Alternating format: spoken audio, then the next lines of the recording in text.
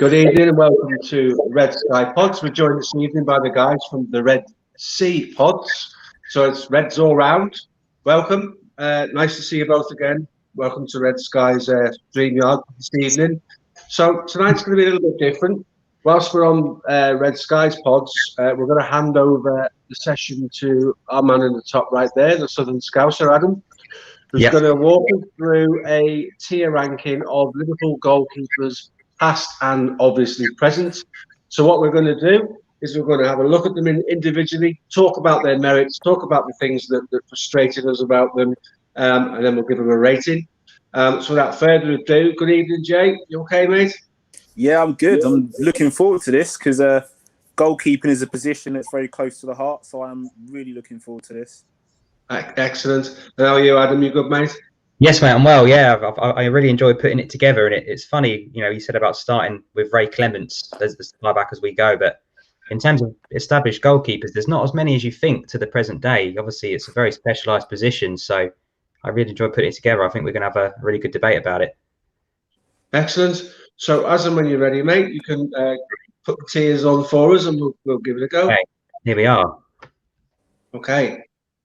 So we have, obviously, in terms of the different tiers, we've got shambles at the bottom, so hopefully not too many in there, but I think there's probably one or two that might find their way in there. We've got dodgy, we've got had his moments, we've got class, and at the top we've got legends, so it'll be pretty special to get in there, I think. So we can kind of do it in any kind of order, or we can try and start from older to new, whatever you guys prefer, really. Well, it's an interesting list, so why don't we go sort of like number 1, number 3, number 5, and then odds, if that makes sense. So they don't come out in any chronological order, and then we can have a bit of a chit chat, can't we? Okay, so should we start with Loris Karius? Do we have to?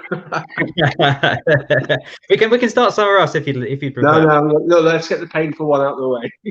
Okay, so we can if we come back on here and have a little discussion about him first, and then we can decide where we want to put him.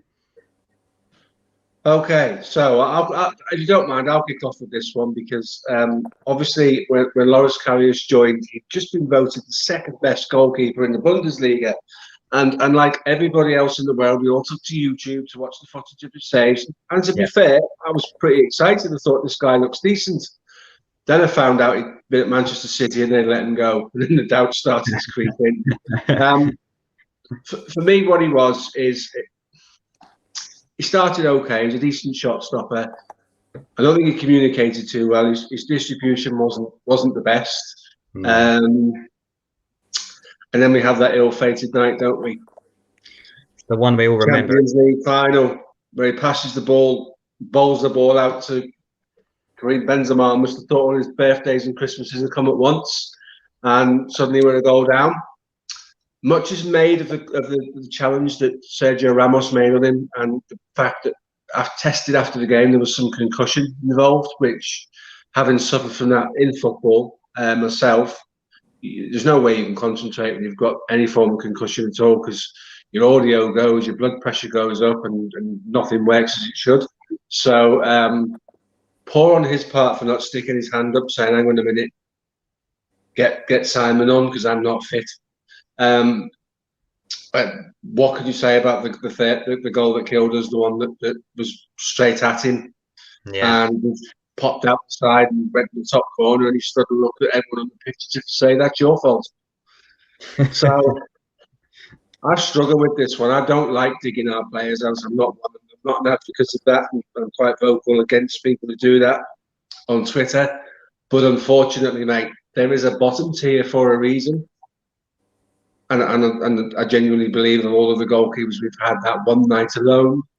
Yeah, I mean, makes it justified to stick Jay's laughing his head off there. Me and James had a good chat about Loris Karius in the group chat, or just directly to each other, and I think he has a bit more of a soft spot than me and you potentially have for Loris. I mean, obviously that Champions League night, you know, the first one is a crazy moment, but as you say, that the Bale goal from absolutely miles out, even Liverpool's own players you could see were just like, what are we supposed to do with this guy between the posts? You know, after such a amazing run to that final, to just throw it away was so painful. And I've tried to say to James as well, it wasn't just that moment. I mean, throughout that season, I felt he had big moments where he let us down. I remember the Wanyama screamer at Anfield when we played against Tottenham.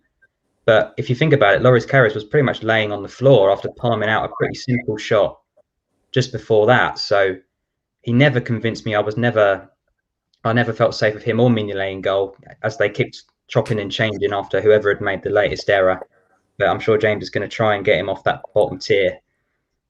So if you look at his season at Mainz, where he came from, had an outstanding season in the Bundesliga. Like you said, was rated second best goalkeeper behind the one and only Neuer that season. So he came with a lot of promise and a lot of hope. At the time, I think he was still only 22, 23 when he arrived with us. So he was a young keeper. I don't think he'd done himself any favours with how he arrived at the club.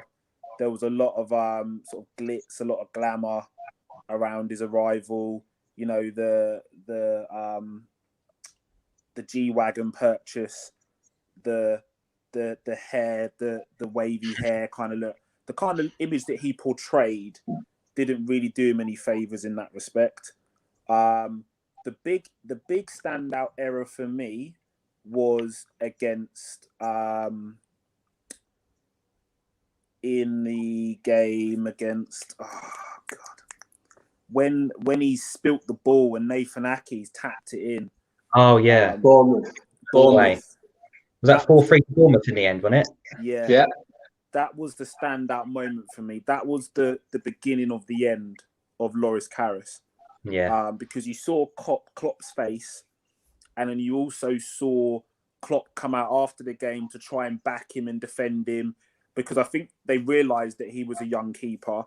I view it in the perspective of, if I look at what we've currently got at the club at the moment by way of backup goalkeepers, he's better than our backups we have at the club at the moment, with all-round goalkeeping and technical ability. He's better than our backups. I think he's better than Adrian. And that's a confidence thing again. If you understand goalkeepers, and obviously you do, because we've already said it's a position that's close to your heart. Confidence is everything. Adrian was a guy that was playing sort of every week and then ended up sitting on the bench, and confidence drains away. I think Kelleher is better than Adrian, and I think Kelleher is comparable to Karius, because whilst he doesn't look spectacular and almost looks awkward sometimes pulling off the saves he does, he carries himself a bit strangely and he's not on his toes all the time. Yeah, very flat-footed as a goalkeeper. Yeah, but I still don't think he's got the errors in him that Karius had. When Karius went to Turkey on loan, he continued to throw them in for another season, mate, and then they didn't want him either. So it's harsh, but I think it's time to vote. Yeah, and I kind of would. I'm going to say shambles. Jay, what are you going to say?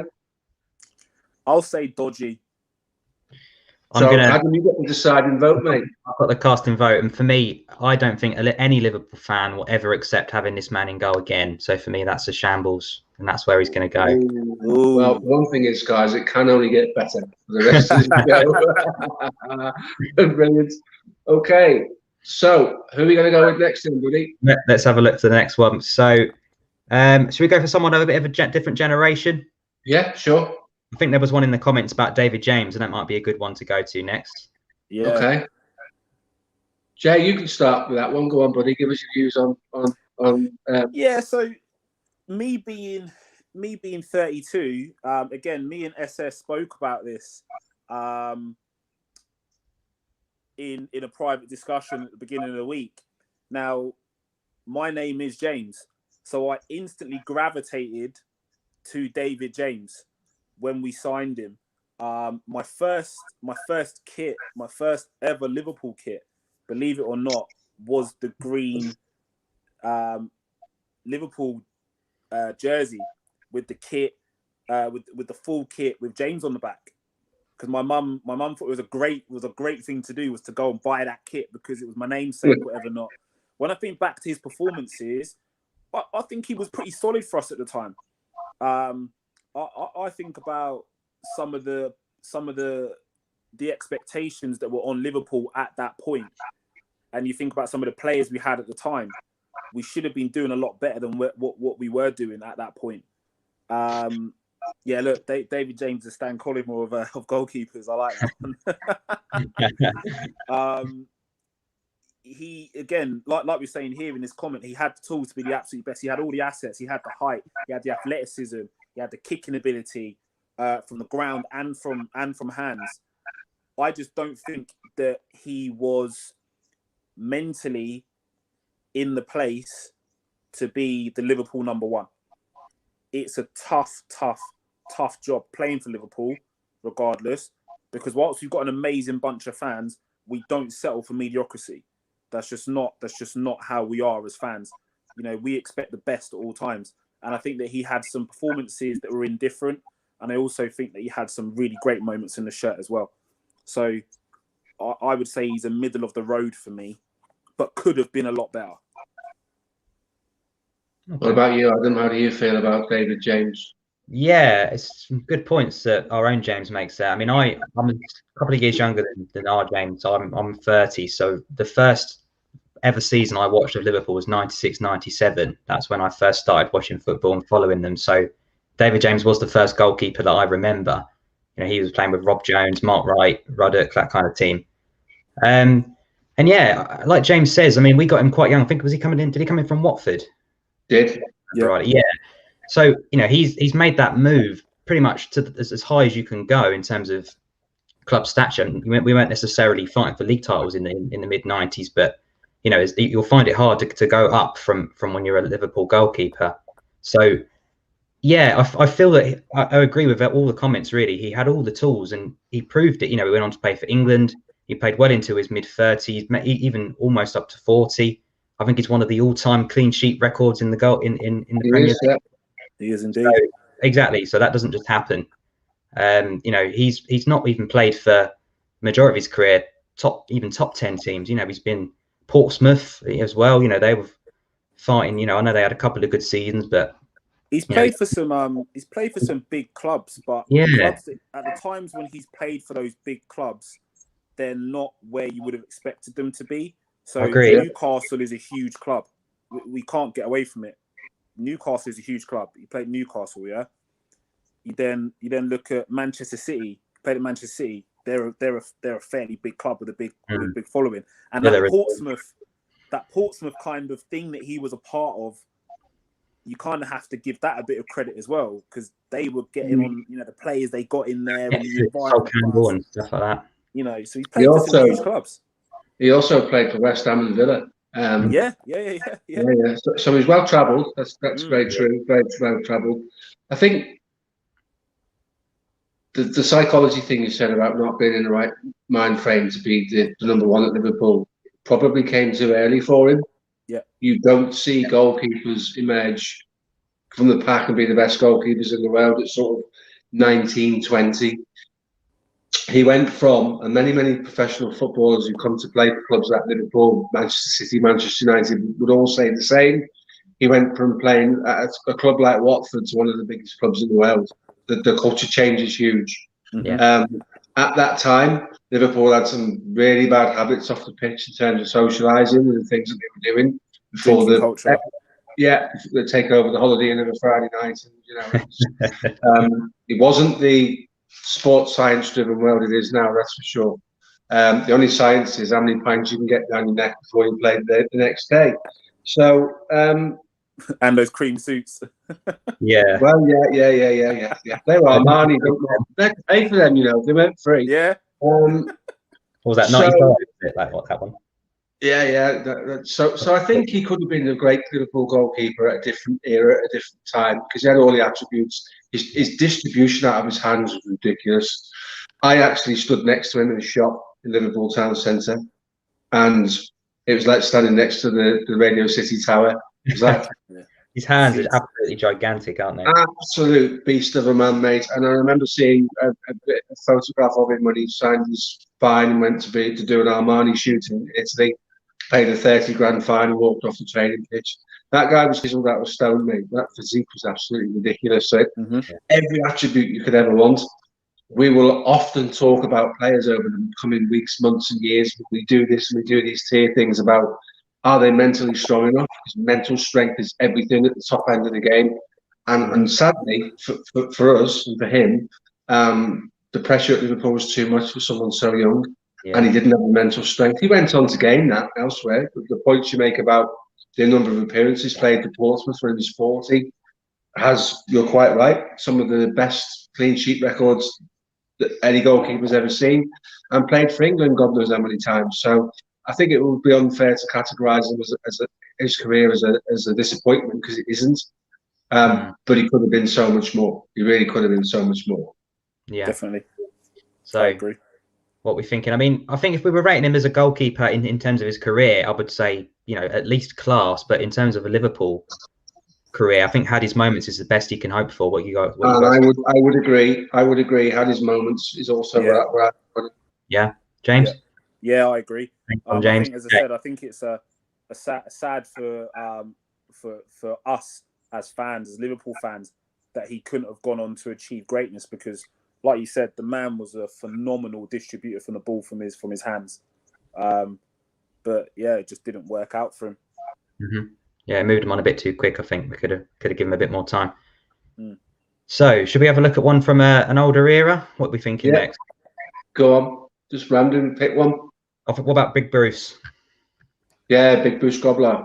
Yeah, it's got to be him. So I'm a bit older than you two guys, so not that you'd be able to guess, you know what I mean, or tell, Johnson's baby and all that stuff. Bruce Grobbelaar had to replace Ray Clements. That in itself was an absolutely Herculean task to have to do. He was a clown prince. He was an entertainer. He was a character. He must have been amazing to have in the dressing room. We often overlook the one thing that, because of his personality, he's also a damn good goalkeeper. Yeah. The agility of a cat, to coin a phrase, to be a bit cliched, absolutely. Another man with great distribution out of his hands. A brilliant footballer in the five-a-sides as well. Just technically a good guy with the ball. Cup final, out of position, header comes in from Graham Sharp. How he makes the ground to get that ball out from under the bar and over the top. Often games are won because of a moment that's a catalyst for the game. And that was it. That save was absolutely ridiculous. The height he got to get that ball out from under the bar, because he had to leap at it from quite far away because he wasn't going to catch it using his feet. Very, very good goalkeeper, and you don't get to play for Liverpool and win European Cups and leagues if you're not very good. He was quite a good exponent of the back pass rule until the Football League took it away, and then we saw more of his distribution out of his hands. One of the very best goalkeepers we've ever had for me. I don't think you can do his career a disservice or discredit, and obviously it was tainted by the match fixing allegations in sort of the early 2000s, which thankfully were proved unfounded, and he never had any case to answer. But those types of things will always be around. When I look at his merits as a goalkeeper, what he did between the sticks, he's at the top table in terms of Liverpool goalkeepers for me. Yeah, I would agree. I mean, obviously, me and James, as you say, didn't get to see him play, when we were growing up. But, you look at the stats, 440 appearances, 6 league titles, 3 FA Cups, 3 League Cups, the Champions League with jelly legs. We all remember seeing the great highlights of that. So I agree. Anything but legend would be a disservice, I think, to Bruce. Yeah, I mean, having played positional goalkeeper and got a young lad that plays goalkeeper as well, he is a legend in terms of, like you said, the appearances. One thing that was clear growing up, and watching tapes of Grobbelaar, that his ball control was unbelievable. And like you said, five-a-side football, so on and so forth. In training, unbelievable as well.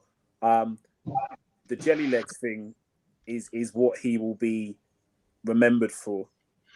But also, one thing that sticks out to me about Grobbelaar is the curse that apparently was placed on Anfield and on Liverpool when he went to see the witch doctor.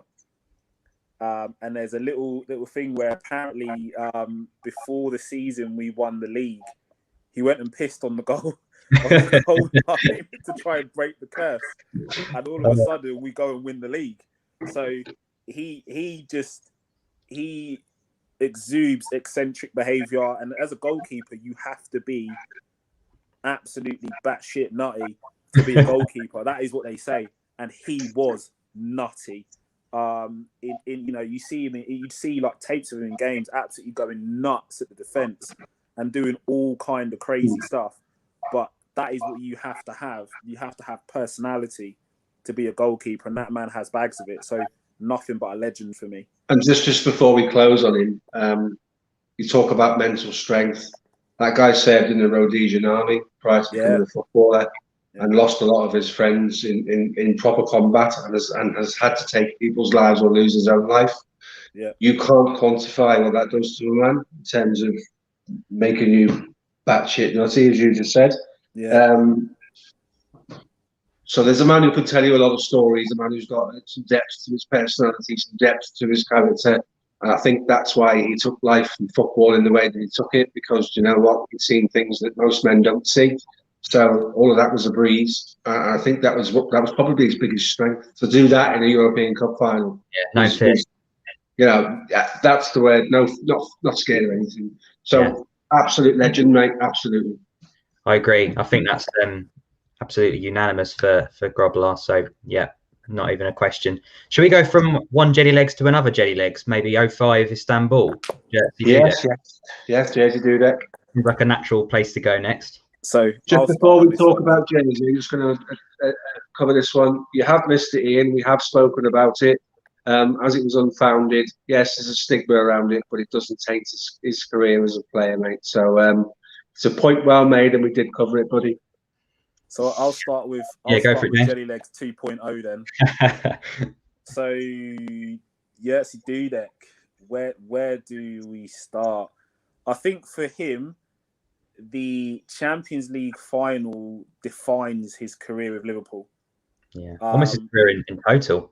Yeah, it defines his career in total. Reason being is because up until then, you would consider him as a pretty average shot stopper. You wouldn't say that he was the best, goalkeeper, whatever. Not he was becoming like an anticlimax on what we'd had, before him. But my God, that Champions League final, the save he made from Shevchenko, where he doesn't really know much about it. He's just throwing his hands at it and it's deflected over the bar. I remember watching that and living at home with my parents. And when we were 3-0 down, I actually cried and went to bed. I'd cried. The tears were flowing. I'd gone to bed. And my mum called up and said, "Oh, they've scored."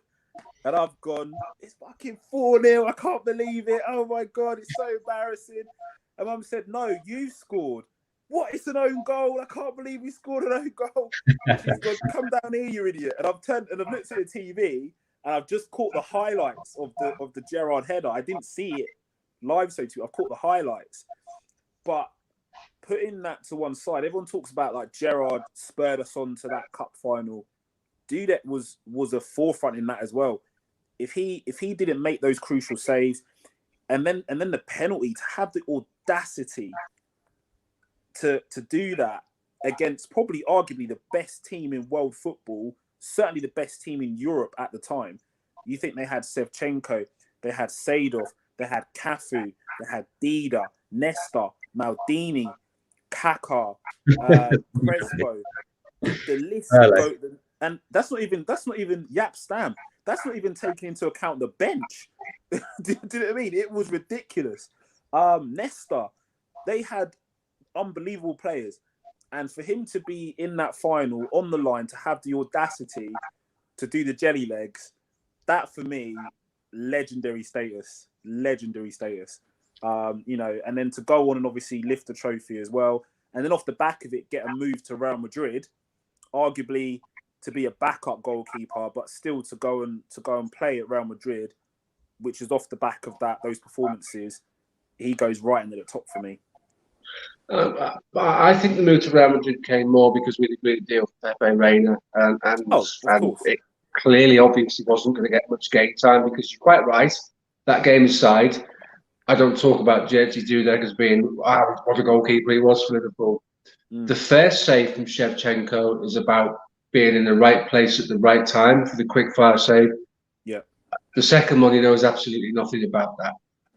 Nothing at all. It just hits him and goes over the bar. It's all And that's when you know your name's on the trophy when that happens. I can't, all honesty, put my hand on my heart and say he had A, knew what he was doing, or B, I can give him credit for that. Yeah, like, you're taking all the credit. It's a sitter if you're a goalkeeper, centre forward of that ability. But I think that save, that final, defined kind of the end of Shevchenko's reign as probably being the world's best striker at the time. Because you think about his career after that haunted him. Yeah, downhill, wasn't it? It wasn't just the miss, it was the penalty, wasn't it? The penalty miss from Shevchenko was the reason we won, wasn't it? That was the very last kick of the game. Yeah. He didn't turn up in the big games. He really didn't. No. And you know, we don't want to go too far off the beaten track. You know, one day we'll do a centre forward, one of these, and we'll open up to Wales football. I'm sure he'll be in there because you know domestic form was amazing, wasn't it? On the strength of one game, do I agree with you and put Dudek as a legend? See, I'm an advocate. If you win trophies at Liverpool, so the common thing I'm seeing at the moment, I'm not going to dwell on it, is Ronaldo a legend. 2 European Cup finals, 200 points in 2 seasons. He's a Premier League winner. He's a Champions League winner. Absolutely a legend for me. One game, European Cup final, right place at the right time. Comes out the end of a penalty shootout as a little bit of a hero. I can't put him in the class as a legend for one game because the rest of the games, I can't tell you another game when I thought he played magnificent and was really good. I can't tell you. Very true. Yeah, very true. Very true. Yeah, very true. So when Adam comes back, I'm gonna put my vote in not in legend but in class because he'll go down in Liverpool folklore for being that man in that game. But I can't remember too many other games which I could use as an example of how well he's played. Yeah, for me, he came in I think to replace Sander Westerveld about 2001 and. As you say, he had a very up and down Liverpool career. I think he won a League Cup. I think it might have been against Man United. But other than that, our league finishes in those few years were pretty average, and he made a lot of high profile errors. Even so, he had the game of his life in Istanbul, but he was replaced that summer, which pretty much tells you that Liverpool already decided that they needed better to go on and challenge for a title. So I think in terms of in the table, I think he had his moments for me, albeit that moment was probably one of the greatest moments in the history of the club. I think there's better goalies that are class but aren't rated as legends that are going to come later. So for me, I'd put him in had his moments, but looks like James has got the cast on this one.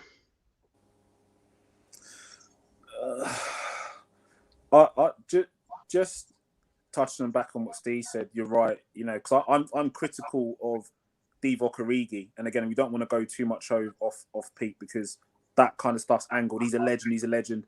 When I can't really think of any other games apart from Champions League, really, and the Everton game and the Barca game where he's really turned up. So based on that, I would then go with class to say, you'll be remembered for that moment and that class moment you had with the club. So I think class would probably be more fitting then.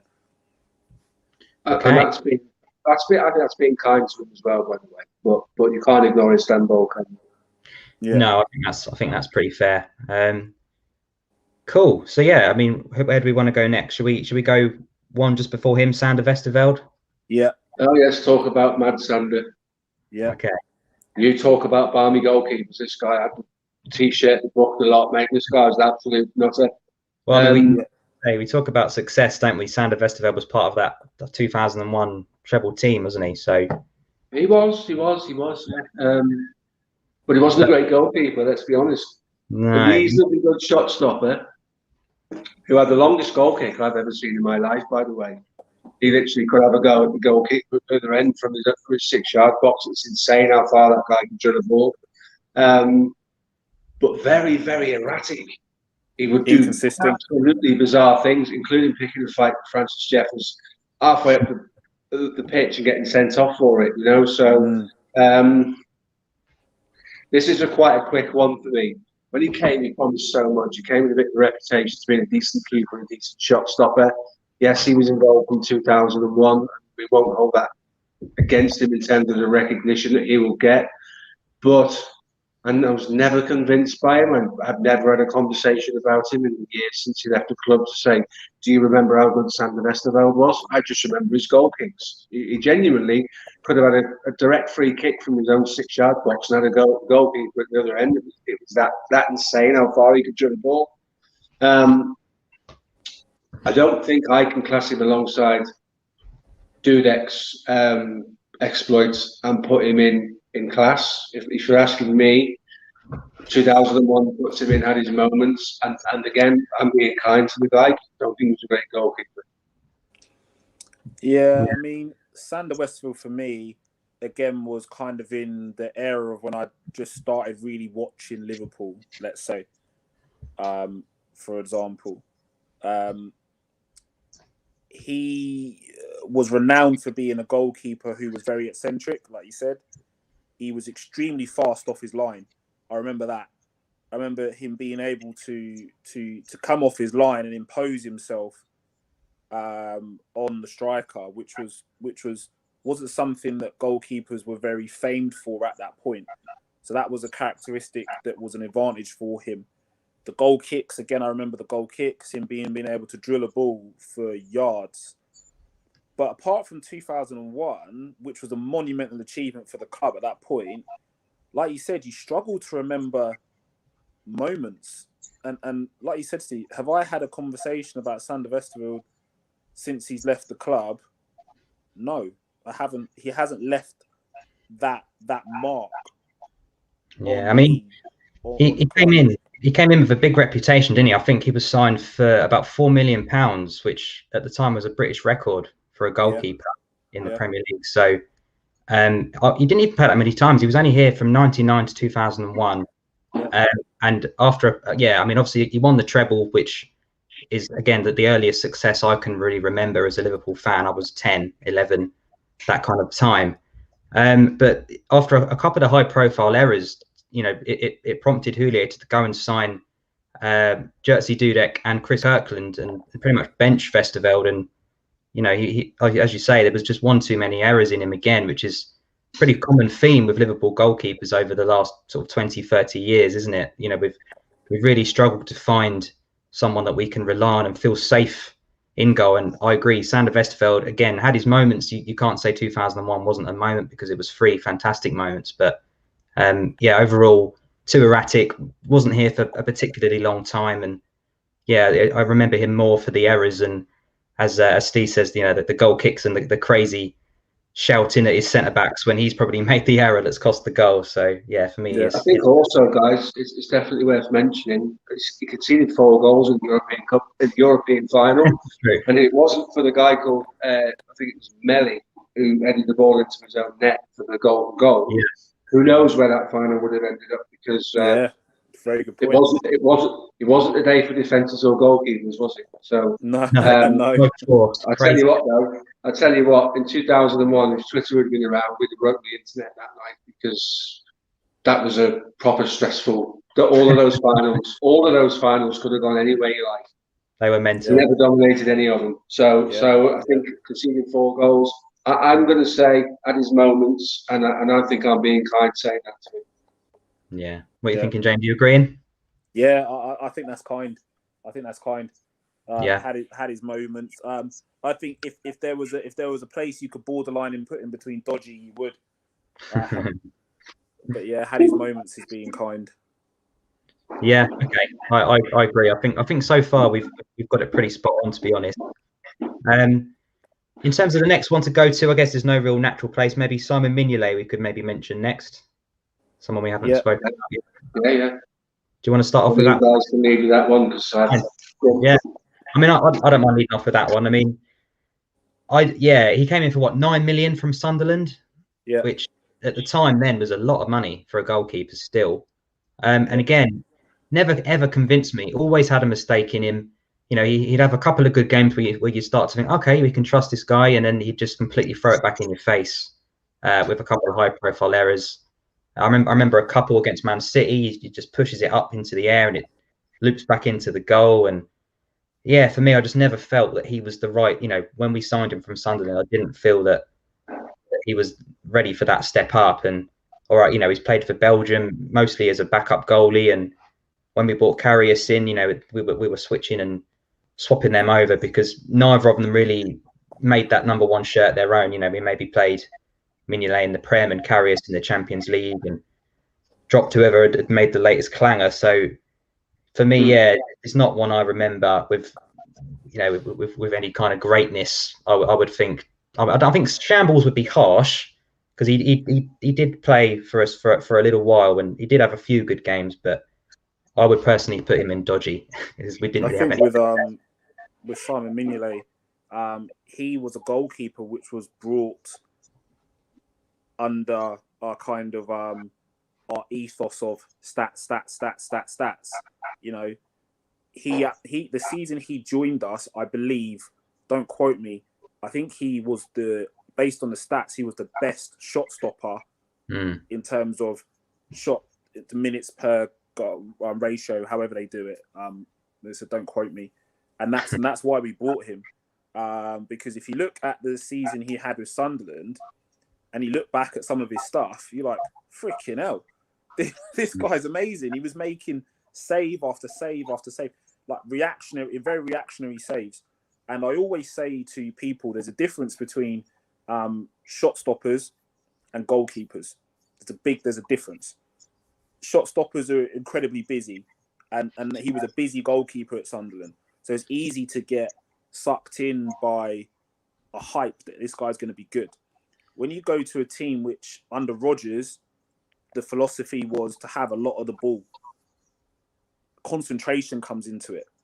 And I feel he lacked concentration.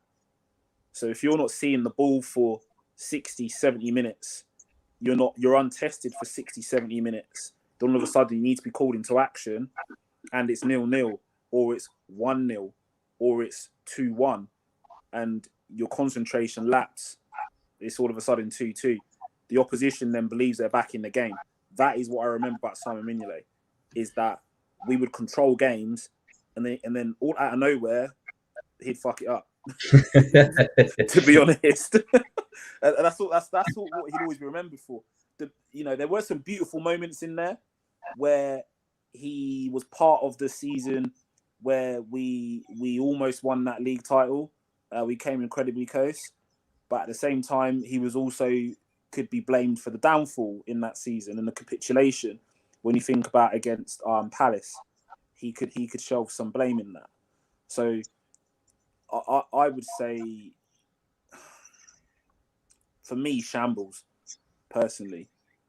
Looks like I get the deciding vote then, guys, doesn't it? Michael Owen going on there, did he not save a penalty on his debut? Yeah. Was it? Yeah, it was. Yeah, I'm sure he saved a penalty on his debut.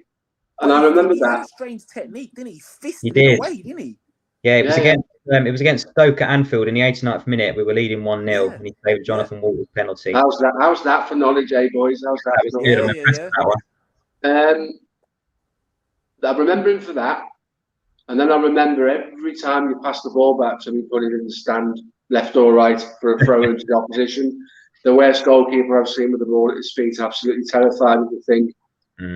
I think to classify him alongside Karius, who's there because of a monumental collapse in one of the biggest high-profile games our club's ever played in, I think that's harsh. So I'm going to go dodgy. Yeah. So we're going dodgy. 2 votes to 1 on Simon Mignolet. So we've got a nice spread now, guys. We've got at least one in every category. We're consistent, boys. So keep it going. We're doing well. So I feel like we need to do someone with a bit of class next. So should we go with Ray? Oh, let's do it. Yeah. Do you mind if I lead with this one, guys? This is your era, isn't it?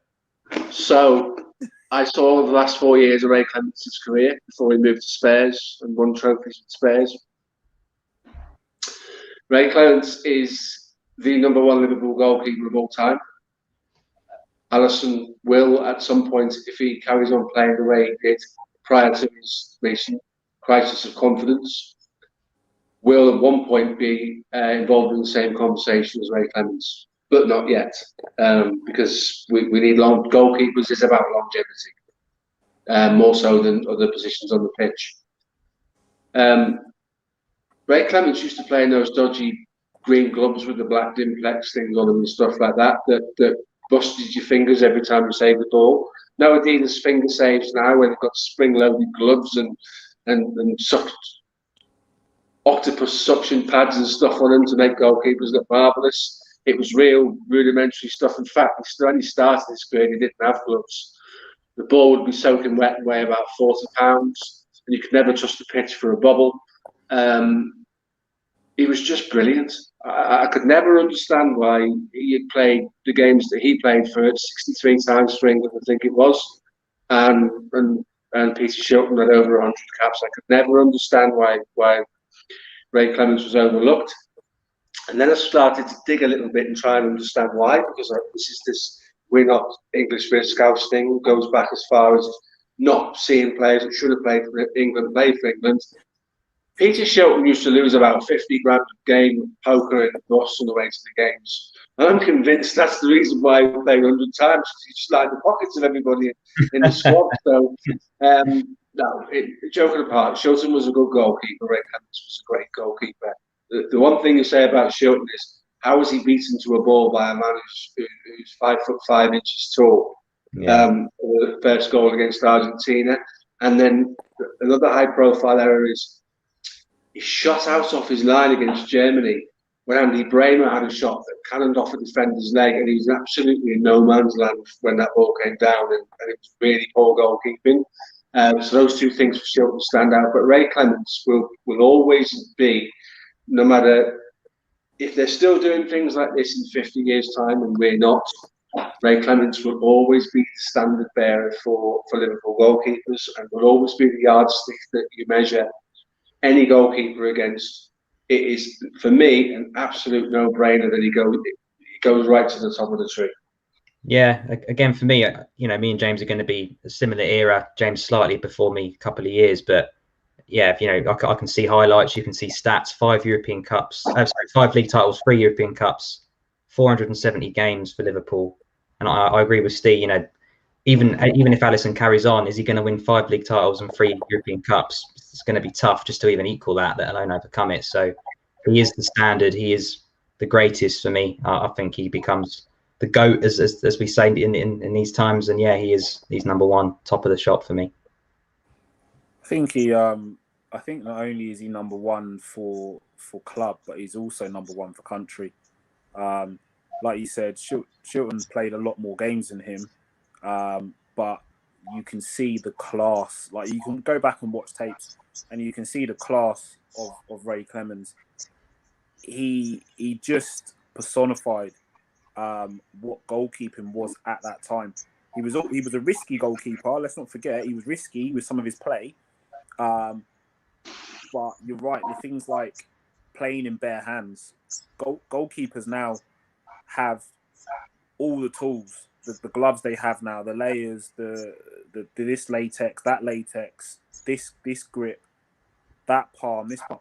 It's crazy to say that the man was playing in bare hands in cold temperatures as well, and saving balls is insane. And also, like you're saying, if you look at his achievements, European Cups, League Cups, he goes right in at the top, right in at the top. Yeah. I think that's time to put him where he belongs to be for the rest of time, isn't it? Really, yeah. In the legendary status, I think. In terms of where we go next, guys, we've got a lot of kind of bit part goalkeepers down here. I think we might need to have a quick kind of. Is that Scott Carson there? Let's take Scott Carson. Is that where you'd like to go next? Let's have Scott Carson because I think Loris Karius needs a bit of company. Can I start with Carson? Go for it, mate. Yeah. So he was brought to the club with a lot of hype. There was a lot of hype around him at the time. We can't ignore that. And there was a lot of excitement with Scott Carson at the time, especially around. There's a lot of buzz around the England setup with Scott Carson. I think his Liverpool career was tough. It was he had the baptism of fire in his Liverpool career. And then you look at the errors. It was just error after error after error. It just didn't. I think the only way, it's short and swift. He just wasn't good enough for the shirt. He wasn't good enough. And I think at that point we were constantly searching for goalkeepers.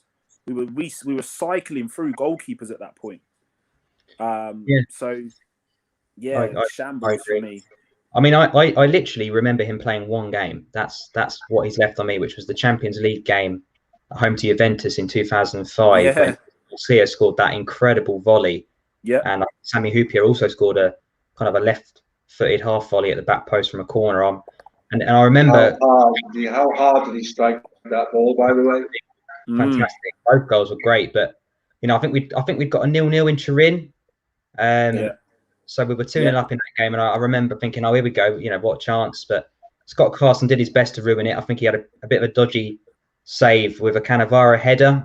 I haven't watched it back for a while, but I'm sure it was straight at him. And he almost cost us that because obviously one more goal they would have gone through on away goals. So I think other than that, what did he play 3 or 4 times for us in the Premier League over 3 years or something? So yeah, pretty forgetful goalkeeper. I mean, went on to play, here and there, and obviously I think most people will remember him for that England game, won't they, against Croatia? What he was through his legs, isn't it? Where it's just absolutely a couple of massive moments, wasn't it? 2 horrible. What he did on that night, boys, is he reached in and he found his inner Karius on that England game, didn't he? He did, we were watching that. I was at a semi-professional football club as a coach at the time, and we were watching that. And the guy who was the manager of the first team was a guy called Chuck Martini, who was a Moroccan guy who played for Martin O'Neill at Leicester. He was the first team manager, and all the way through that game, he was saying, "His head's gone. His head's gone. He's not with it. He's lost the plot. He's going to throw it in. He's going to throw it in." We were all like, "Chuck, it's not Morocco, mate. Give it a rest. Shut up. It's not going to happen." What did we do? We threw one in, mate. So, I really don't think that guy was up to much, to be fair. He's been around a long time in a lot of clubs. A lot of clubs have relied on him. He's had a mediocre career at just sort of Birmingham's and Stokes and places like that. County. Is he any worse than Mignolet? I'm not convinced. Is he as bad as Lloris? I'm not convinced. Is he as Karius? Is he as bad as Karius? Yeah. But I'm going to put him alongside Mignolet. I need you to fight out where he really goes, because I'm going to give him that break. In with Karius. He goes in there. I think if we're rating him as a Liverpool goalkeeper, one game I can remember and 4 appearances in total, it's got to be shambles in my opinion. Go for it then. He's in there. Go for it. Go on, sorry, Scott. If you're watching, Scott, it was Adam's fault. Sorry. He goes in shambles. 4 appearances, which is not good. And the one I remember was just as bad. And I can't forgive him for England Croatia 2007, 2008, somewhere around there. Yeah, we never qualified us back that, did we? That was it, yeah. That cost us. That was the night it all went pear-shaped, wasn't it? It all went wrong. So where do we want to go next? We need to get rid of some ones. Who's left? It's got to be Kirkland, isn't it? We're going Kirkland, yeah? Best Kirkland. Okay. Another one. Man mountain of a man. Absolute man mountain of a man.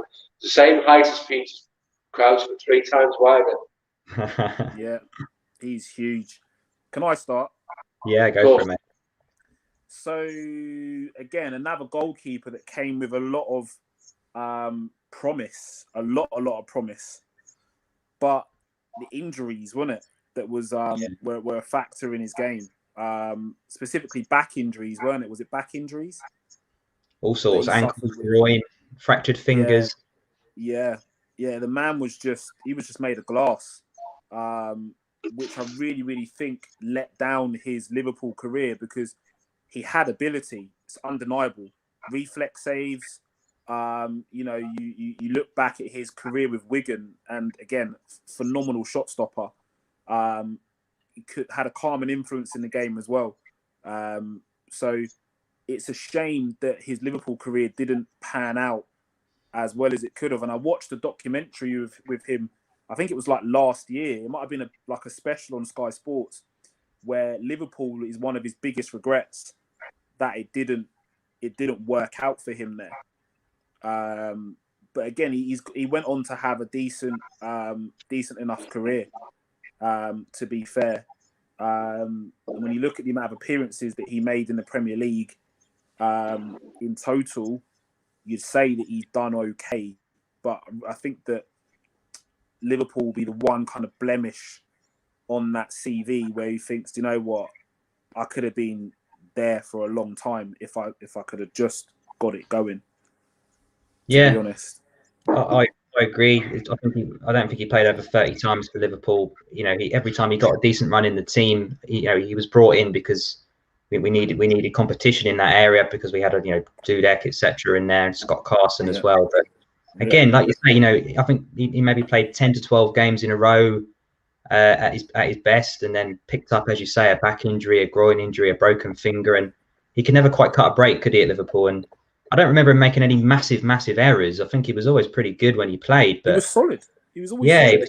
It was just never more than a backup goalkeeper, just because he could never get the consistency. And once he got older in his career, he seemed to recover a bit. And as you mentioned, Wigan was probably the team I remember him playing for the most. I think that's where he had his most success when they stayed in the Premier League for quite a few years under their old ownership. But yeah, in terms of Liverpool career, again, pretty forgetful. I mean, I don't think he's even had his moments, because I don't remember any specific moments that stand out. So I think I can't elaborate on anything you two guys have said. I think you've covered it off pretty well. It's an underwhelming conversation, unfortunately, to have about goalkeeper. That's not really any fault of his own. That would be circumstances, injuries, and things like that. So in terms of his Liverpool career, I can't really look anywhere else sticking him alongside Simon Mignolet, to be fair. Yeah, I would agree. I think Shambles is harsh because he didn't make any horrible errors, but yeah, dodgy because he's just never really put his. To be fair to him, it's an absolutely nuts thing to do, to sign him and Dudek on the same day and do the Melwood lead with the pair of them either side of the manager. What must have been going through their mind? The press. I'm Liverpool's new goalkeeper. Well, Lee might be actually, but we both are. Still stick the scarf up and look happy. If you look at his career, he's played. Coventry City, Liverpool, West Brom, Wigan Athletic, Leicester, Doncaster Rovers, Sheffield Wednesday, Preston North End, and Bury. So Liverpool is the standout team. On that CV, and since the move to Liverpool, he's never gone to a big club after that, and mainly because injuries. You look at his appearances: 24 appearances for Coventry, arguably a young goalkeeper; 25 appearances for Liverpool, 10 appearances for West Brom on loan, 9 appearances for Wigan on loan in 2006, and from 2006 to 2012, 122 appearances. So that's where he's made his most appearances, was at Wigan. I think if you was a Wigan fan in this conversation, he'd probably be getting some form of legendary status with Wigan, as opposed to, we're obviously Liverpool fans, and it's very, very underwhelming. Yeah, the bar's a lot higher, isn't it, for Liverpool? The bar is much higher. So stick them alongside Mignolet. I think that's a fair shout, isn't it? I think that's fair as well. Yeah. Okay. Where are we thinking next then, guys? James, do you want to pick one, or Steve? Either or. Is that Brad Jones in there? That is Jones. Yeah. Should we? I mean, that's Brad Jones next. If Kirkland was an underwhelming conversation, I think this might top it. Yeah. Do you know what, though? If you do it for being a really, really nice guy, he'd be right at the top, wouldn't he? Because he was a smashing fella.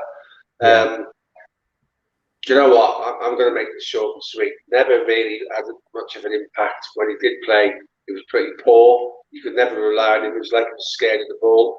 I can remember him diving in the wrong direction for a shot on stage as well. So he's going to be sitting in McDonald's drinking coffee with carriers for me, mate.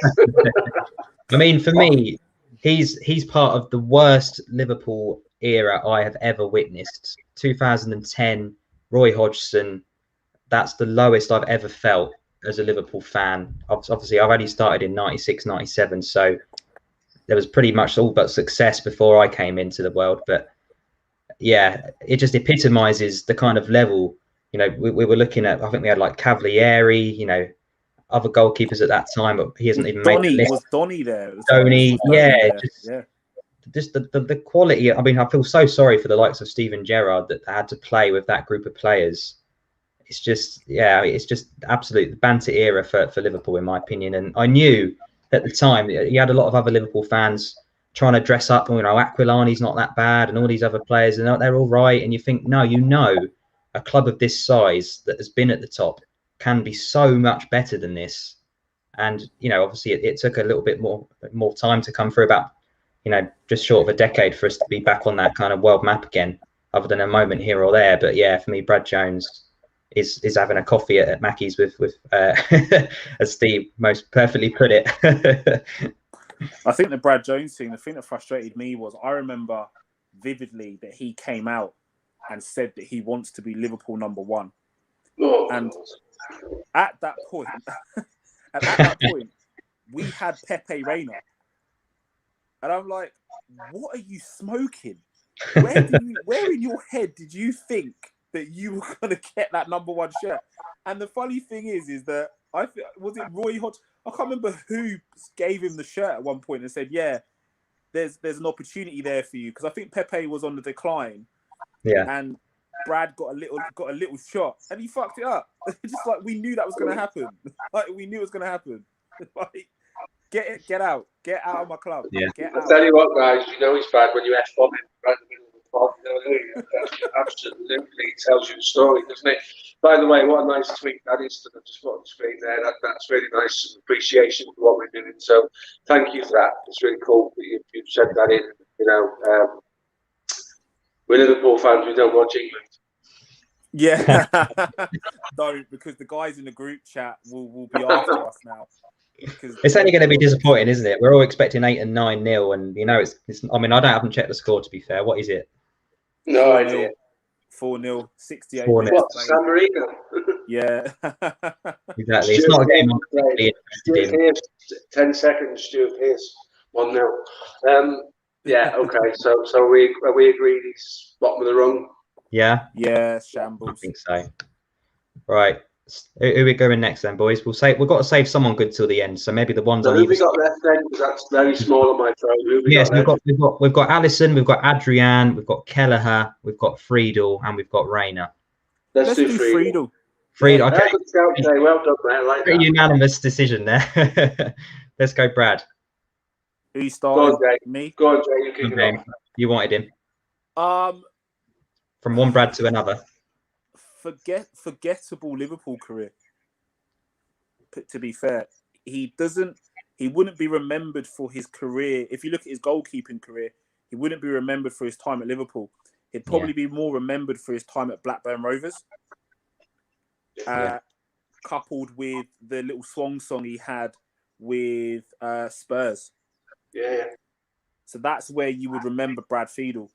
You can't take anything away from him because hasn't he got one of the all-time record appearances for consecutive games played for a goalkeeper?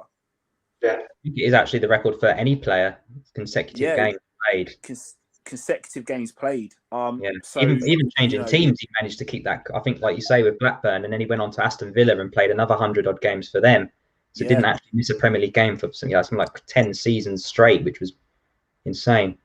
Didn't miss a game. That's insane. So his overall career, you can say, has been phenomenal. But that period at Liverpool is forgettable. And there's nothing more I can really add to it. It's similar to David James for me, isn't it? He just came too early again, didn't he? He peaked, as you say, later on, didn't he, with Aston Villa and Blackburn, and he ended up becoming one of probably the best Premier League goalkeepers we've seen. If you look at the stats, the clean sheets, the matches, I remember Liverpool hitting quite a few past him in his Villa days, though, a couple of 4 and 5-0s at Anfield, which probably he didn't enjoy coming back to his old club. But yeah, you know, as James rightly puts it, in terms of his career, Blackburn and Villa and a little bit at Spurs, yes, a very good goalkeeper, but what did he play? 25 games at Liverpool, and you know, he was a backup, wasn't he, to Westerveld and David James. And when he did come in, I remember him making quite a few low-profile errors as well. He even had hair back then. Did he not fall foul of the foreigners rule? Was he not sacrificed with the foreigners rule in? Yeah, I think he was.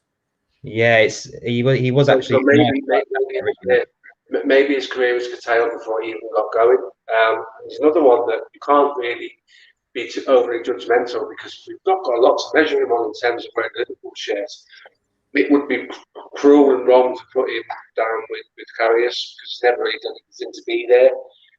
He didn't have his moments. By proxy, the amount of games he played, and again, it's not a goalkeeper I've ever had a conversation with anyone about ever.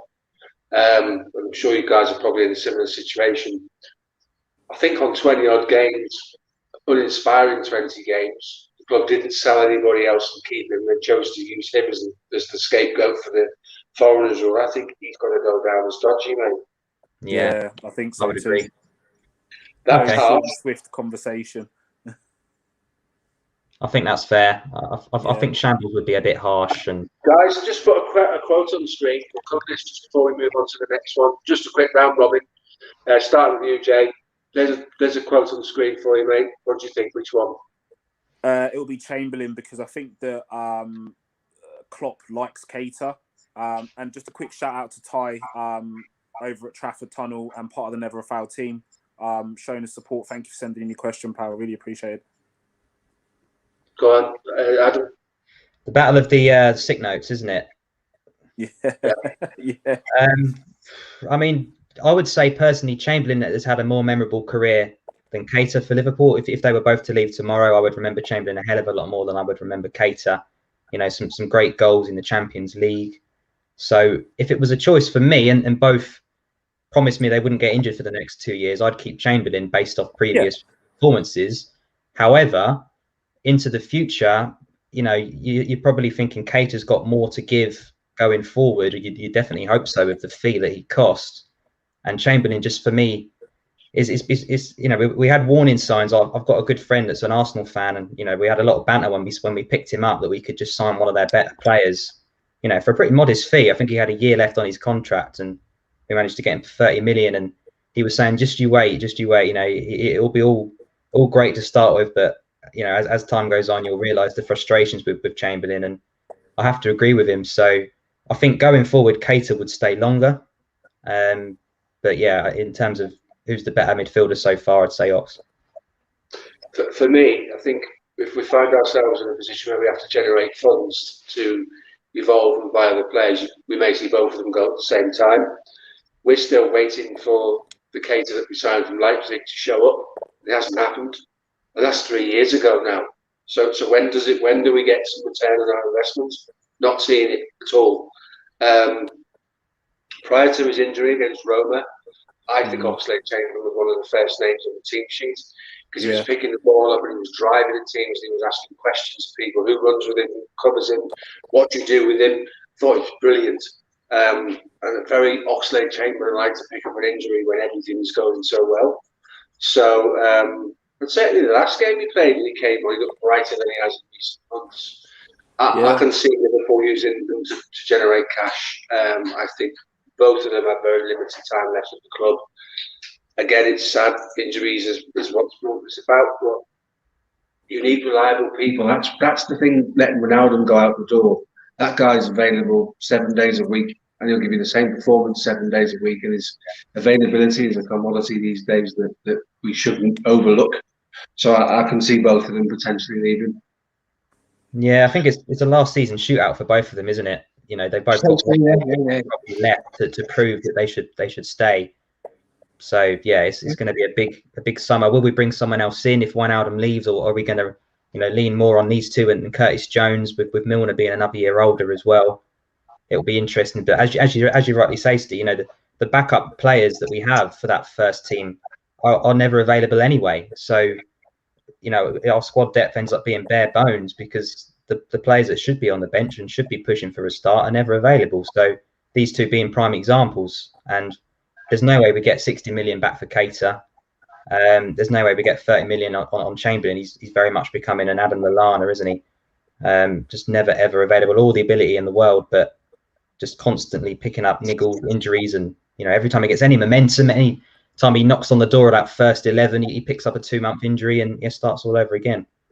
I can see him turning up for someone at West Ham. Yeah, playing in front of a Souček and a Rice, where expectation in the team that they're overperforming at the moment. I think he'd do well down there, or maybe at a Villa because you know, Ross Barkley's on loan. So does that become a permanent deal? Chelsea want to spend in the summer. Can Villa afford him? We'll see. Anyway, it's a good question. Thanks for that, Tyler. I echo Jay's sentiments for your contribution, pal. Absolutely. Right. So in terms of finishing off the tier list, boys, we've got 4 left. Should we do someone right now? Yeah, I was going to say. Adrian. Or should I start with this one? Go on. Okay. So, yeah, it was a strange one, wasn't it, when he arrived? It was a free transfer as a backup goalkeeper. And I think we all wanted him to do well. We all wanted to get excited about it, but we all knew that we'd seen him play for West Ham, and there was a reason West Ham released him, in my opinion, because he just was not good enough anymore. I think he's had his moments. He played well in that European Super Cup. I think that's going to be the lasting memory in that shootout against Chelsea, saving Abraham's penalty. And when Alisson, which for me is getting injured way too much, at the start of the season when we won the league title, I'm pretty sure Adrian played the first half a dozen games or so and did actually do quite well. He made a pretty big error against Southampton, Danny Ings, just kicking it straight at him. So with the ball at his feet, as we've seen against Atletico Madrid as well, against Chelsea in the FA Cup, you know, he's cost us massive moments. But I think, you know, we never really brought him in to become a number one. But for me, a club like Liverpool have to have a better backup goalkeeper than someone like Adrian. And I feel that Adrian was over the hill and Kelleher wasn't quite there. But now Kelleher's Klopp's clearly started to see him as the number 2 now. And what that says to Adrian, you know, you're being replaced as a backup goalie by a 19-year-old kid, I think tells you all you need to know about him. It's a strange one, isn't it? He's the only goalkeeper I've ever seen in the modern era that stands on his line permanently. Doesn't come out and shut down the angles, and when he does, he doesn't really know what to do. I don't jump on the bandwagon and blame him for Atletico Madrid. Twitter doesn't realise that when they go into the ground the next day and they watch the video, someone gave the ball away, somebody ran off the person that gave the ball away, somebody didn't intercept the through ball, and the guy that scored ran off his marker. The easiest part to ascertain who's at fault and the easiest person to exonerate is you should never allow someone to be clean through against your goalkeeper. So all of the things that we've just spoken about that go on before that, that's where problems are. Twitter doesn't. That's, as the saying goes, that's not a conversation Twitter wants to have, is it? They're very quick to dig him out. But it just doesn't inspire you with confidence whatsoever. The team in front of him are absolutely terrified of him. Another guy who makes odd body shapes when making saves. Some of the things he does, I can't believe the positions his arms are in when he parries things away. He pushes things away he should catch. But then his 11 games, 11 wins when we had that injury. So how could he knock that? But that's as much to do with the people who are in front of him. So I'm gonna go with Dodgy because you can't do that contribution. And like you say, the Super Cup final, and I still don't think it was a penalty that he gave away in normal time anyway. I thought Abraham was clever and he channeled his inner Harry Kane to win that one. So yeah, I'm gonna go with Dodgy. I think he's done enough in those games when we won trophies to make it over the first hurdle. Yeah, James. He just He's just an anticlimax, man. Just the whole conversation is just an anticlimax. I was disappointed, and I make no bones about. I was disappointed to see. I think Liverpool were forced into a position, yeah. So you send out Karius on a 2-year loan. I think it was, wasn't it? Yeah. It's a 2-year loan that he went out on. So Karius has left the club. Mignolet comes in 2 weeks before the season's about to start and says, I've got the opportunity to head back to Belgium and do some great stuff. Can I go? And Liverpool, being the club they are, said, yeah, knock yourself out. You've been a great servant. You go for it. Yeah. So they've let him go. He then starts scouring the market for available options. And like Klopp says himself, that's an available option. He was brought to I don't think he was brought to even play games. They thought that Alisson would just play game after game after game after game and be available for everything. So I don't think he, was ever in the reckoning to even actually play games. He was just there as that emergency cover. And then the 11 games where he doesn't lose a game, you're thinking, wow, what a masterstroke. And like you said, he's very awkward when he makes saves. He is extremely awkward. But it's another example of a shot stopper, not a goalkeeper. He just parries everything. Mm-hmm. The Atletico Madrid game is an example. How many shots did he parry which he could have caught? He always looks to get the ball away from him rather than actually catch and hold the ball, which is priceless. It takes the pressure off your defense. It gives you the rest of the team confidence. If you're a goalkeeper and you catch and hold the ball, it breathes confidence into your team. And he just does not do that. So yeah. I think he goes down as a shambles. Oof. For me. I'm going to be harsh. So I've not said where I'm putting him yet, so I'm going to have the caster on this one. Yeah, I mean, I just don't feel confident in any way. As soon as I see Adrian in that lineup, my heart sinks because, all right, he's not completely at fault for Atletico, but he's a big part of why we went out in that game for me. He kicked the ball straight to them for them to score, and then Marcos Llorente that scored that goal realised that, this guy is positioning wise is a shambles. So he put it in the same corner 5 minutes later, and that was game dead and buried, wasn't it? So he's cost us in that. He was rubbish against Chelsea in the FA Cup as well. But as Steve rightly says, Super Cup, 11 wins in a row, gets him over that first hurdle. So I'm going to put him one up from there as well. So I think that's 2-1, isn't it, for Dodgy? Yeah, Can I make a suggestion on Kelleher, boys? Because obviously we've seen him for about 3 games. Yeah. Should we just do a very quick straw poll where we should be? Because there isn't too much to say about him, really, is there? It's an interesting inclusion for me personally. Well, he's a young lad and he's come in and played in, I think it was a Champions League game, and he pulled off some corking saves. So already had his moments. I think that's fair. I think it'd be wrong to criticise him. I just don't think there's a 5-minute conversation for all of us to have about a goalkeeper that's played minimal time. So I'm gonna put it out there. Feel free to challenge it. I'm suggesting we put him in, had his moments, and we move on because it's just there isn't the content on it, is there? No, I agree. Yeah, I mean, he did play a couple of FA Cup games, and I'm pretty sure he conceded 5 on both occasions, Aston Villa and Arsenal. Yeah, but look at the defences in front of him. Exactly, yeah, like you say, when Klopp makes changes, he makes wholesale changes. So, likes of Kelleher, the likes of Minamino, the first kind of 10 games they played for us are with a bunch of under-21s and reserves. So it's very, very difficult to stand out in that game. So again, I agree.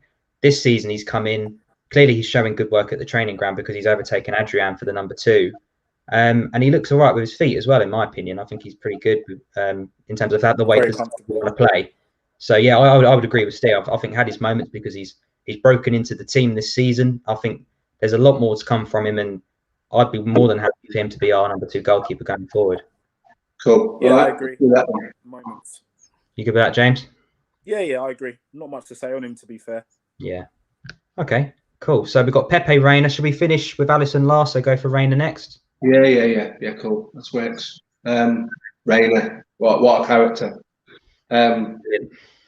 All bar the last 12 months of his Liverpool career when he started to make some high-profile errors. and if you read into that situation, he wasn't welcoming of Roy Hodgson's regime. Roy Hodgson, a 72-year-old goalkeeper coach, who was completely immobile, and they tried to get Rayner to play out to the fullbacks, and that was never Rayner's game. Rayner's game was Albert Riera will tell you how good Rayner's distribution is when he thumped that one down the centre of the pitch, bounced one, and he thumped it in the top corner. It was like Barthez was the first goalkeeper to come to this country that could use his feet properly, really genuinely properly, and then Rayner took it to a new level for me. Yeah. Arguably one of the best characters you could ever have in your changing room. We've all seen the Aston Villa La Bamba video when they stayed up at the end of the season, and he's singing in the middle. Just an absolutely brilliant character to have in your football club. I'd have him back as a goalkeeper coach tomorrow because I just think he is so good for team spirit. And now I'm going to sort of be a hypocrite. He was very pro Rafa Benitez when the position came up, very pro Rafa Benitez, and when it emerged that Rafa wasn't going to get the job back, he tried to engineer a move away from the club. I think that was really soured his time at the club.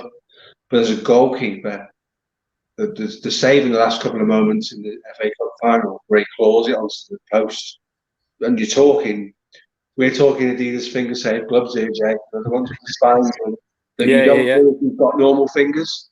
You're talking Edwards' hands to get to that one, mate. Crazy save. And he was very capable of that, and more than a depth shot stopper. Yeah. But also capable of throwing the odd one or two in as well. Certainly in the last 12 months, he was culpable for a lot of goals. So I'm just gonna put it out there. I think he goes in the level in class. He's not a legend, but he is class to me. Yeah, I mean, you think was it League Cup final? We had a season where we done League Cup and FA Cup final, didn't we? So League Cup we won. We won the League Cup, wasn't it? Was it League Cup? Yeah, League Cup. It's League Cup final. You think Champions League final appearance in 07-08? Yeah. 06-07, yeah, it was 06-07. It was semi-final heroics, wasn't it, against Chelsea in the penalty shootout? He saved, I think, 3 of the penalties. Was it Jeremy and the rest of them? Yeah. So there was that, and I think he was part of one of the better spells we've had at the club until where we are now. You think about the demolition of Manchester United, where Fernando Torres has absolutely put Vidic in his sleeping sack. To be fair, you think about, like you said, the distribution for Albert Herrera to bang that top bins. There's numerous moments in Pepe Reina's Liverpool career where I think you're right, he goes down as being class. And he was obviously part of that Rafa Benitez kind of change, the run up to the second place finish, the run up to the Champions League final again against AC Milan, and then obviously everything that went with as well. Like you said, pro Rafa Benitez, and was disappointing to hear of how he acted when Rafa didn't get the opportunity to come back to Liverpool at the time, and how he moved on from the club. He had good spells at Napoli as well. So I think his career as a whole will be defined, absolutely fantastic. And it's good that you touched on the whole Barthez being a goalkeeper that kind of brought that distribution and way of playing out to the Premier League. And you're right, when I say it to some people about Rayner was just as good, if not better, in that kind of way of playing, people are like, no, he wasn't. It's like the man doesn't get enough credit. He was phenomenal with his distribution. Ball out of hands. He could put that. You tell him I want it here. That's where he's putting that ball out of hands. Absolutely fantastic. Yeah. So goes in class with me. Yeah, I mean, for me, like you say, he came in for Dudek, didn't he? So 2005 summer, and at the end of that first season, he played in that FA Cup final that's been touched on, the 3-0 with West Ham, and he came in as a bit of a penalty specialist, didn't he? He had that tag, and obviously started straight away and won us that game on penalties. And then in 07, as I touched on, Champions League semi-final on the road to Athens again. Chelsea were the opponent, and he was a big part of the reason we made that final as well. But I mean, for me, it was the pure consistency in the league from, I think, what, 08, 09, 09, 10. He was the clean sheet king, wasn't he? He was just golden glove after golden glove after golden glove. He got 37 clean sheets in 2 consecutive seasons. Added them together, he played every minute of every game for 2 straight seasons. You know, we came runners up in 09, and he was a massive reason for that. You know, I think we lost the title by 4 points to United that season. And for me, that was because we drew too many 0-0 games with the likes of Stoke. It wasn't Rayner. It was the other end that cost us the league that year. So yeah, for me, Rayner, once he reached that 09-10 level, as you say, once Hodgson came in, yeah, that's where it all started to fall apart. I remember him dropping the ball on Andy Johnson's head in the Merseyside derby in a 3-0 defeat at Goodison as well. So that sticks in the memory. But I think legendary, you've got to be pretty special, and 2 goalkeepers that we have in that category are definitely that. So for me, I agree with you guys. Class is Rayner will be for me in terms of, yeah, the second best goalie I've seen for Liverpool in my lifetime. Unanimous. Class. Great. So that leaves us with just the one left then, guys. I'm going to start with this one. Yeah, you want to lead us out? Yes. So Alisson, Ramirez, Becker. for me, and I get a lot of slate for this, he is the best, if not one of the best goalkeepers in world football. Yeah. Playing out, he can do it. Distribution, he can do it. Shot stopping ability is insane. Reflex saves are insane. But the priceless thing, and there's only 2 goalkeepers in the league currently who do this, it's Alisson and Martinez catching and holding the ball. It is priceless. If you can catch and hold the ball, it just relieves so much stress and pressure off your defense. And Alisson is superb at it. You think about the save against Napoli in the Champions League. Yeah, phenomenal save. You think about the one where he's flicked it over. Was it against Brighton when he's flicked it over the man's head? Yeah, I remember that one. Yeah, that. And then people say, "Oh, we can't play out." Now, I'm really sorry. For me, if you're playing out and it works, you look like Pele with gloves. Yeah. When it goes wrong, then it looks calamitous. And we've had a couple of issues where we've had a few calamitous issues recently. But that's his game. He's going to take risks, risks and reward. That is his goalkeeping, and that's his goalkeeping style. And I wouldn't change it for 5 minutes. If you look at some of the other goalkeepers that are in the league at the moment, you've got Edison, who's a phenomenal goalkeeper, but Alisson for me is just that bit better than Edison, and he will go down. And certainly in my lifetime of what I'm seeing at the moment, as the best to wear the shirt that I've seen now, you know, of goalkeepers that I've seen, he's the best to wear the Liverpool shirt for me. Yeah, I mean, the first time we saw him was the Champions League game against Roma, wasn't it? When we absolutely spanked him 5-2 at Anfield with Mo Salah doing the whole "do not celebrate." But although we didn't have a great day that game, you know, there was signs that there was a top goalkeeper in there. It wasn't really. He made some great saves in that game. I mean, you know, it could have been 7 or 8 that night. And most of the goals we scored, you know, they were either top bins or balls across the box where the goalkeeper's taken out of the equation. So yeah. The fact when we brought him in for what was it, 60-70 million pounds for 65 million, is you know, was almost unheard of other than Van Dijk. So to do it twice within 6 months in 2 huge positions that really we've been crying out for probably the best part of a decade, a goalkeeper and a centre back of that level. Mm-hmm.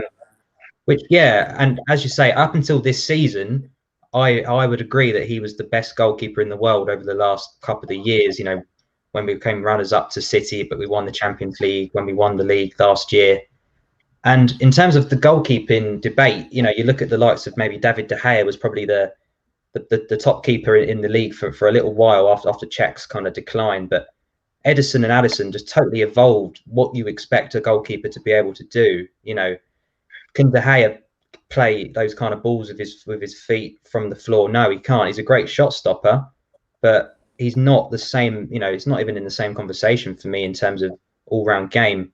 Only Ederson and Alisson for me, you know, can do that. You know, you've got the likes of Neuer still knocking about. You've got Oblak over at Atletico, again a top goalkeeper, but you know, to Stegen. But for me, Alisson is definitely, if you had to pick a top 3 keepers in the world, he's in there for me. And yeah, you know, he's had his moments. I remember one against Leicester, lost the ball sort of near the corner, and they went on and scored. And yeah, you know, he has made mistakes, you know, this season as well. But you know, he's lost his dad this year. He's had difficult times. Everybody's not been the same. Liverpool have been in bad form, so I think we can forgive him that for some of the moments he's given us. And as you mentioned, James, that save against Napoli literally won us 3 trophies.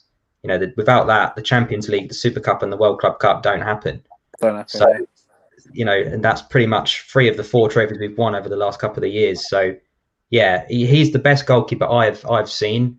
Only Reina obviously comes second to that, but I know he'll find his form again. I know Liverpool will be back next season with Van Dijk and Alisson, hopefully in the form they were in, you know, the 2 seasons prior.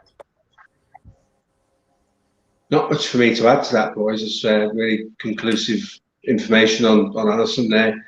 I think what strikes me is he's a big guy, and the speed at which he moves his feet is ridiculous. If you've ever watched any of his training drills, he's getting them out the top corners. He's got no rights.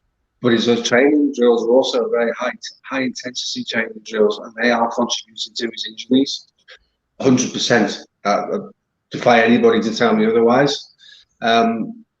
Another man that's good in and around your team, very religious guy. But, you know, sort of, I think what summed it up for me was, if you remember the end of the Champions League game, when Klopp, there's a 7-minute video, Klopp going around hugging everybody. That's the biggest hug that gets given to anybody, because on the night he was absolutely tremendous. Some of the nights of the Champions League final when Spurs asked some questions. A forgettable game in terms of its quality, but you don't get to a Champions League final and give up. Spurs did ask us questions, and he had answers for every single one. So let's get this season out of the way and give him defence in front of him that allows him to play properly. We don't recover from balls in behind at all at the moment. That's so much pressure on him when that happens. That's why we play with a hard line, high back line, because we had Gomez and Van Dijk, 2 of the quickest centre-halves in the league. His recovery speed is ridiculous. That's gone. We're sitting on his toes at the moment. He can't see balls. He's not comfortable with things. We get Manchester City's 2 goals against Manchester City. Why on earth do you give your goalkeeper the ball there? I'd rather put it in the stand for a corner. So he will be in the conversation, as I said earlier, with Ray Clements at some point. So in terms of being the best goalkeeper ever, and he's already in top tier of what we've spoken around. You can't get to a Champions League final and win it, and then playing, you know, sort of a pivotal role in a team, winning the first Premier League in 30 years and getting that millstone from round our neck, because that was a massive weight to carry, and he played a huge part in that. Equally as influential as Van Dijk for me in terms of allowing the confidence. So sticking right at the top, mate, alongside Bruce and Ray for me, absolutely. James, are you thinking the same, or? Yeah, totally. I've got nothing really to add to what Steve said. Like you know, it was the acquisition of the goalkeeper. I think was the icing on the cake. That was the little bit of sprinkle that we needed to go on and achieve what we've achieved. Van Dijk was big. We know Van Dijk was big, but a goalkeeper, as they say is worth probably 10 or 12 points a season. Yeah, he's worth all of that. You don't mean anything without a goalie, yeah.